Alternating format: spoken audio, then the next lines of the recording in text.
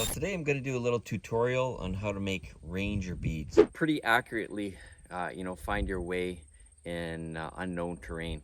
Some people call them pace counter beads. So there's a few things you need. You need a lighter, a couple feet of paracord, a carabiner, a pair of scissors, and then beads. 5 beads of one kind and 9 beads of another, or you can have 14 beads all the same. It doesn't really matter. What matters is how they're going to be positioned on the paracord. When you buy paracord, most of it has the ends already hit with a heat source so that it's melted together. Now, depending on the size of your beads, my beads have a much larger opening, and some beads that people use will have a much smaller opening. So what you just need to do is take your scissors and cut off those melted ends, and then what you want to do is pull out the strings that are inside the paracord. Now the reason you're doing this, this is for beads that are of smaller size, because then you're able to squeeze your paracord down and get that slid through the bead. What I generally do at that point is, if you're going to take the nylon out, or even working with your beads, depending on the size, then I usually hit it with the lighter. So you can kind of roll it to a point, and then that will allow you to easily get that through your bead. As you can see on my length of paracord here, I already have the ends heated up, kind of molded into a point. Now what I want to do is stretch out the paracord so that it's even, like this, and then I want to tie that end off. Tying it off, you're just going to make a standard knot. Pull your loop through your opening so it looks just like that. So we're going to start sliding beads through. The first beads we want to slide through are the 5 beads. Now each bead represents 1,000 meters or 1 kilometer. So I'm going to, at one time I hit these with a magnifying lens. So what I'm going to do is start with my 5 and then work my way down to the 1.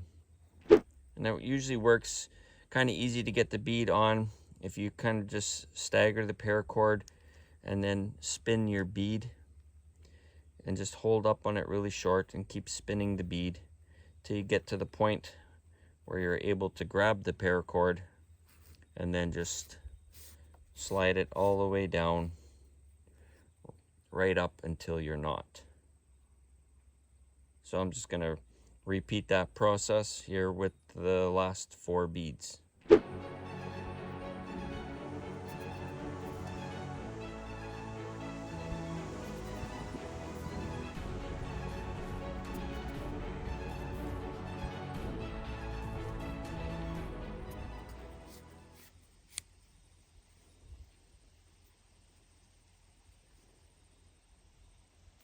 Once you have your 5 beads on, now you want to tie this in another knot about 1 to 2 inches down below your beads.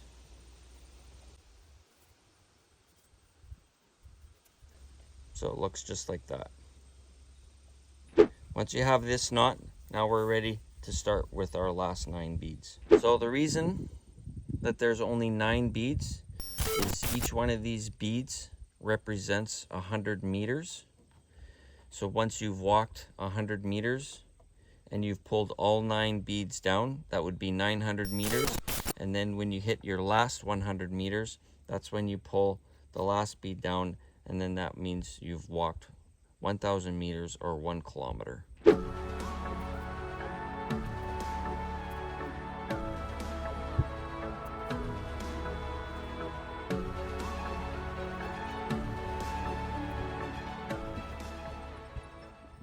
Now that I have my last 9 beads on, the last step here is to tie a knot. So what I'm gonna do to gain a little bit of length, I'm gonna loosen this knot off here so it's closer.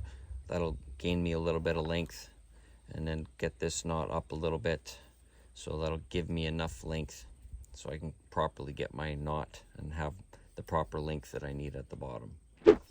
So that's just kind of an important step to make a note of, is don't cinch these knots down real tight till you actually get towards the end, because you never know when you gotta create a little bit of slack for yourself. So it will kind of look something like this. Now if I had smaller beads, it wouldn't be quite as long. So that's something to consider when you're kind of going to the craft store or wherever, or right in your mom's little craft supplies, you know, on the size of beads that you're going to use. The next step is to put in your carabiner. Now with the carabiner, this just allows you to, you know, quickly attach that maybe to your molly on your ruck or in your smock, things like that. So it's pretty important with ranger beads before you set off in your adventure, is you need to figure out what your pace is.